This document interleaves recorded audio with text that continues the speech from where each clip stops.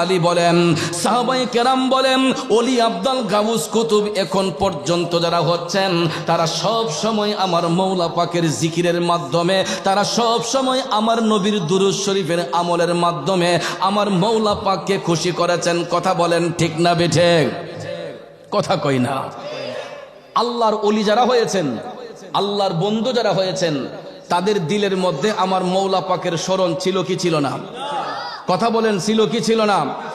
আমার খাজায়ে আজমিরি, সানজিরি আজমিরি খাজা মঈনুদ্দিন চিশতি রহমাতুল্লাহ আলাইহি, উনি সব সময় আল্লাহর জিকিরে মাশগুল থাকতেন, সব সময় আমার নবীর দুরূদ শরীফে মাশগুল থাকতেন। এই জন্য তিনি আজকে সানজিরি আজমিরি খাজা মঈনুদ্দিন চিশতি, আল্লাহ তাকে বন্ধুরূপে গ্রহণ করেছেন। কথা বলেন ঠিক না বেঠিক? যার স্মরণে, যার সিনার মধ্যে মৌলার স্মরণ থাকে, ওই ব্যক্তিটাকে বান্দা থেকে আমার আল্লাহ বন্ধুরূপে গ্রহণ করে। ঠিক কিনা বলুন? আর যেই ব্যক্তির সিনায় মৌলা পাকের মোহব্বত নাই, নবীর তাজিম নাই, আমার আল্লাহ রাব্বুল আলামিন তাকে কখনো বন্ধুরূপে গ্রহণ করবেন না। সে আল্লাহর বান্দা হতে পারে কিন্তু আল্লাহর বন্ধু হতে পারে